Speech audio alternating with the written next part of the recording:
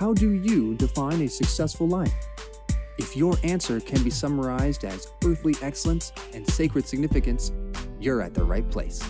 Join host Stephanie Smith as she shares 3 keys unlocking a life of lasting purpose. Learn yourself, love God, and live connected. You'll become smarter about yourself, skilled in human dynamics, savvy about the Christian faith, and strengthened to pass this wisdom on to upcoming generations. And now, let's get started. Welcome back to Life's Key 3. I'm so delighted that you are here. Of all of the billion other places that you could be listening right now to other podcasts on YouTube channels or radio or all the other places you could be listening, you've chosen to be here. So I want you to know I appreciate that, and I want to honor your time with quality content. Hey, I've got a question for you. If you've been a Christian for a while, have you ever heard a sermon from the story of Abigail and Nabal? Now, maybe you have, but it's typically not the story that gets held up as the ideal marriage. Now, to be certain, there's a lot of reasons for that. But this story of Abigail packs some powerful messages and life lessons for everyone, not just women, but maybe especially for women. We're going to dive into that today. But first, I want to tell you this. If you haven't already, hey, subscribe to this podcast, leave a rating and a review. Reviews are especially important, and they're a great way to help other people around the world find this podcast. Also, I'm going to share some details at the end of today's episode about how you can use this podcast as the backbone of a strategic Bible study for you and your entire family. So stay tuned. I'll share those at the end of today's teaching. Okay, let's jump in. Today we're picking up with 1 Samuel chapter 25. This book is packed with story after story after story. It has so many life lessons in it. It's filled with murder and romance, mystery, comedy, drama. You name it, this book pretty much has it covered. So what we're looking at today is the story of David and Abigail and a man called Nabal. Not navel as in belly button, but Nabal, Nabal. So first of all, let's catch up with what has been happening in David's life since we last looked at our previous episode in chapter 21. Since then, he has been on the run from Saul. Saul is such a tragic figure in the Bible. And so I want to spend a little time also catching us up on Saul, because there's so many lessons that we need to learn from Saul's life as well. You know, it's easy for us as humans to want to characterize people as good or bad, but most of the time we're just not that easy to categorize, and Saul is definitely one of those people. He has some phenomenal characteristics, and he does so many things well, but he also messes up so many things, and he makes so many choices. And you know what drives most of those choices? It's fear. That's right. It's fear. We see when he was first going to be coronated, he's already been told by Samuel that God has chosen him to be the very first king of Israel. That'll give you a place in history. But when it comes time for his actual coronation, where is he? He's hiding behind the baggage, and a search party has to go out and bring him to his own coronation. Imagine how that would go over today. Hey, President-elect, it's time for your inauguration. Where are you? Oh, wait, you're hiding behind the grandstand. I don't think that'd go over too well. That would be a public relations nightmare. But that's exactly where we saw Saul in the beginning. And since then, he has continued to be motivated and driven by fear. Sometimes he uses that fear as a way to hide when he's supposed to show up. Sometimes he uses that fear to move ahead when he's supposed to wait. but he continues to be motivated by fear. And it's kind of like all of that fear has coalesced into this paranoia about David. Saul knows by this point that his kingship is not going to get passed down from his son to his grandson and so on and so forth. Rather than focusing, however, on just being the best king that he can be and letting God take care of the future for his family and for the Israelites, he becomes obsessed with wiping out the man that he knows that God has chosen to be king after him. Now, make no mistakes, David and Saul are not having some sort of civil war going on. David is no threat to Saul. As a matter of fact, if Saul had chosen to not be so motivated by fear, he could have built a powerful legacy for himself by utilizing David's gifts and abilities as a fantastic military man. But instead of really having a heart for his people, because if he'd really been about serving his people in his position as leader, that's what he had done. Instead, what he does is he wants the people to serve him. And that's a key difference in leadership styles. A good leader says, I am here to serve you. A selfish leader says, you are here to serve me. Another mark of good versus poor leadership is, do I see a person or people who may or will definitely take over my position someday as a threat to be eliminated or a person to be mentored? Saul could have absolutely taken David under his wing, and he could have mentored him, and he would have left a stronger nation for David to step into. But Saul's heart was not about his people. It was all about himself. You see, Saul is divided. On one hand, he does go and fight the Philistines, who are a very real threat to the Israelites. And we do see that he has success that God gives him. I mean, there are plenty of times he actually goes out and engages in battle. He doesn't just send other people to do the so-called dirty work, but his heart is divided. And it's divided because he's so self-absorbed. A self-absorbed heart will always be a divided heart. Saul goes out and he engages in these battles with the Philistines, but then what does he do? Then when he wins and he's finished with one, instead of going back home and trying to develop his nation and to protect them even more, he goes hunting for David. And he wastes so much of his and other people's time and resources trying to go and kill David. And the cost of that cannot be measured. It's easy in the story of David to just see Saul as this bit character who just stood in total opposition to David. But I think that is not a very accurate representation, because there's so much about Saul that is good. And yet the one thing that we can learn from his life is the tragic loss of opportunities and even lives when a person continues to be motivated by fear and to stay self-absorbed.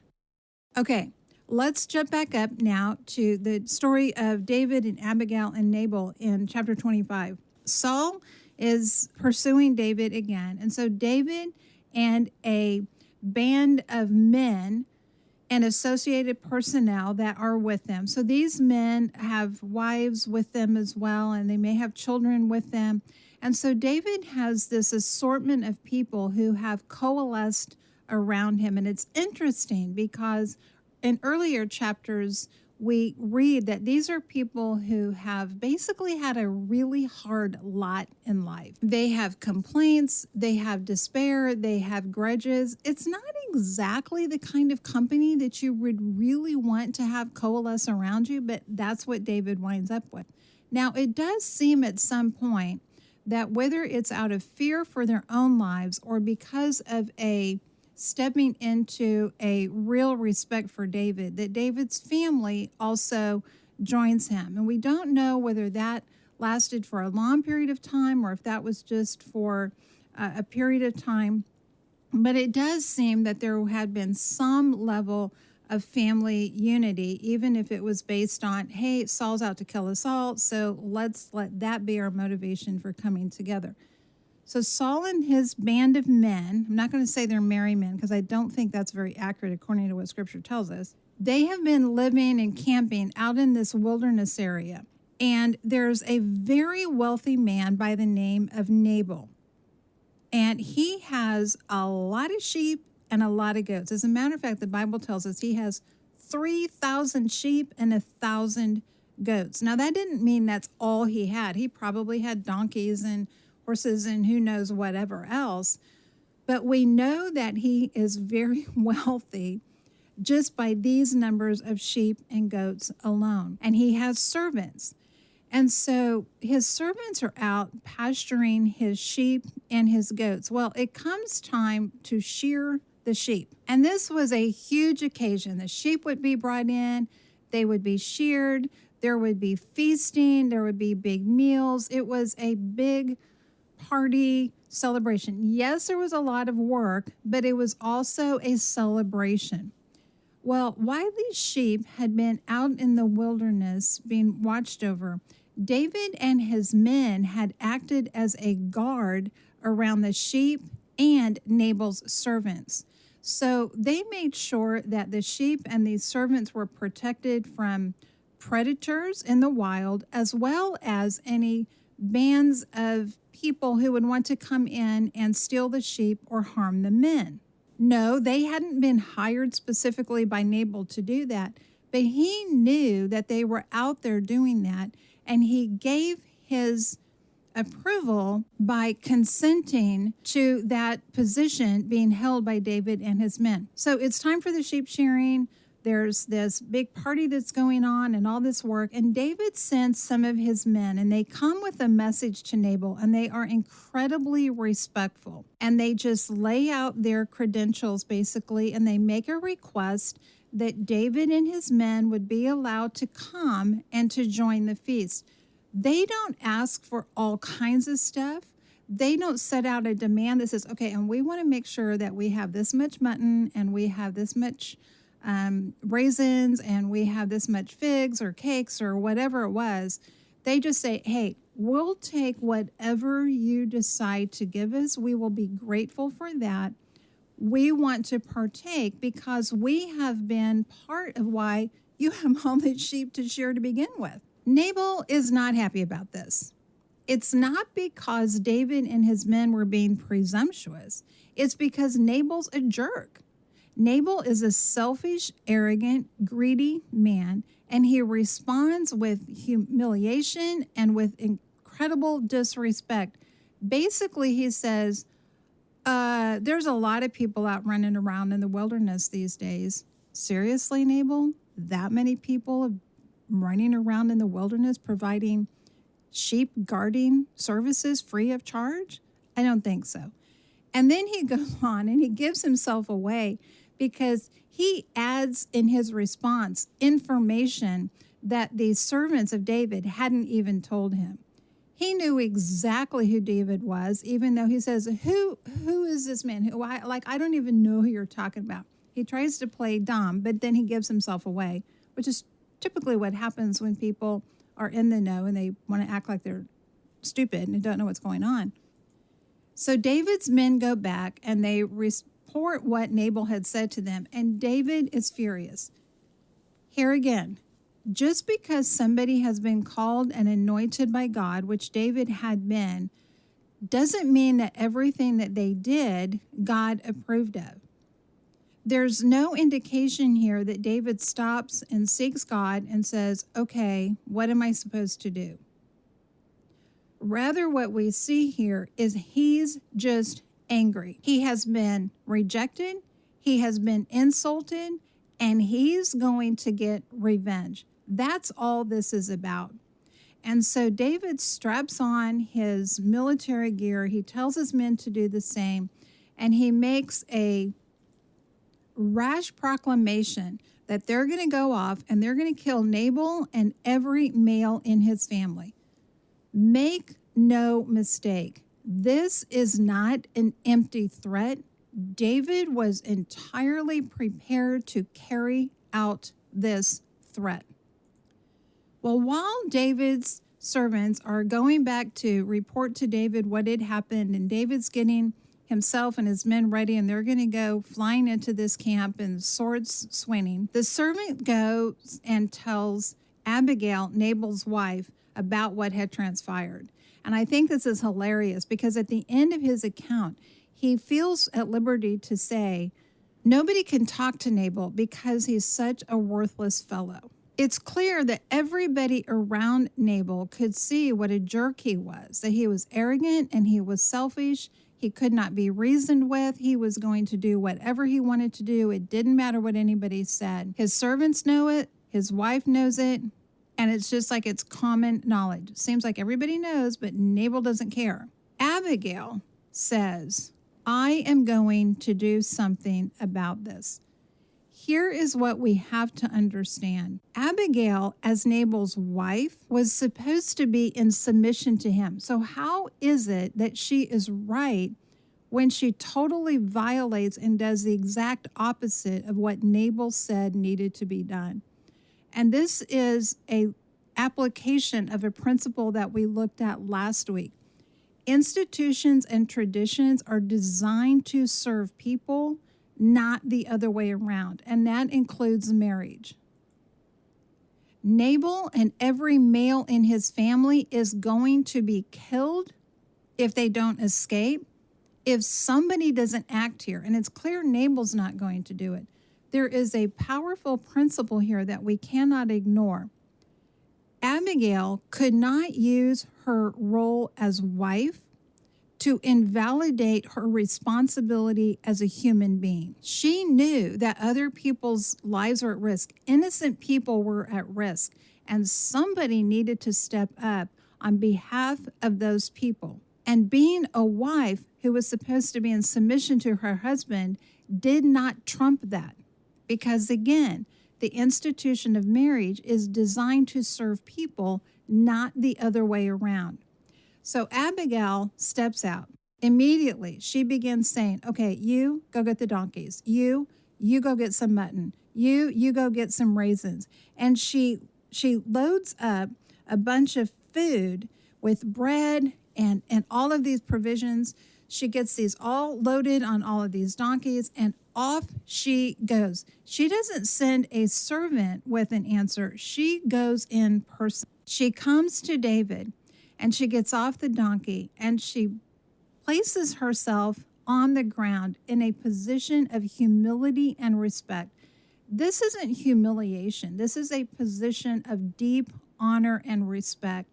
And she pleads with him to stop his rash behavior and to accept from her what was rightfully his and his men.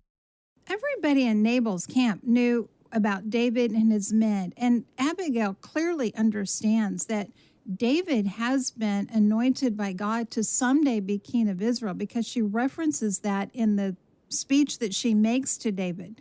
So she knew it. Nabal knew it. Nobody here was in ignorance about who David was or his position or what God had promised to him in the future. And so when Abigail shows up in direct violation of what her husband had said was going to happen, she assumes a position of respect and honor, and she affirms David's calling. And on the basis of that calling says, hey, don't mess things up by acting rashly and taking out your anger on innocent people. She acknowledges her husband's a jerk. She doesn't lie about that. She doesn't try to cover for him. She doesn't try to say, oh, honey, you just don't know the stress that my husband has been under. I mean, there's all these sheep and there's all this celebration. She doesn't make excuses for her husband at all. She's not unfairly throwing him under the bus to be mean. She's just telling it like it is. He is selfish. He's arrogant. He's not fair. She knows that. She understands that. She understands that David and his men have been treated quite unfairly, and she is there to set things right. Abigail's intervention spares the innocent lives not only of Nabal and how many other men that would have been there, but also spares David and his men from acting rashly and taking innocent lives. Abigail has no way of knowing how things are going to turn out with Nabal. The scripture doesn't specifically say this, so this is total conjecture on my part, but I don't think it's a stretch to imagine that Abigail probably thought, I'm going to do this, and when Nabal's going to find out, I'm going to be in for it. And whether that was going to mean a verbal lashing, whether that was going to mean a physical beating, whether that was going to mean a cold shoulder, whatever that was going to mean, it was certainly not going to mean, oh, I love you, honey. Thank you so much for all that great wisdom that you showed and the actions that you took to intervene and to set things straight. Oh, honey, thank you so much.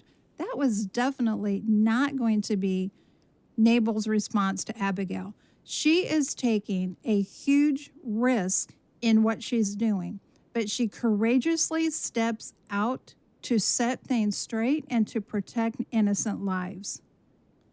We know how the story turns out, but Abigail didn't know it when she ordered that food, had it all placed on those donkeys, and rode off to meet David.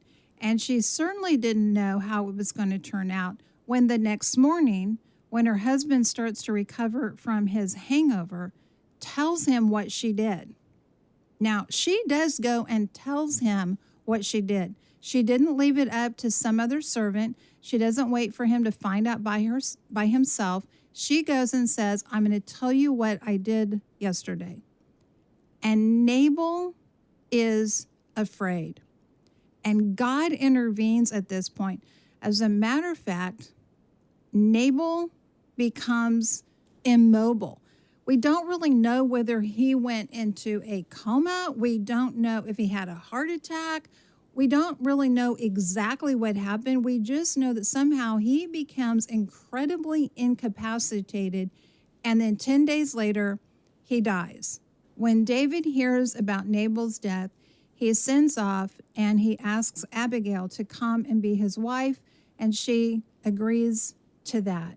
She was probably as ready to get as far away from Nabal as she possibly could. So again, let's kind of look through some of this again. Just because David was anointed and called by God, he wasn't justified in his rash reaction to being humiliated and insulted by Nabal. God uses Abigail's courage, even though her actions are in clear defiance of her husband's wishes, in order to protect David, his men, Nabal, and a lot of other innocent lives.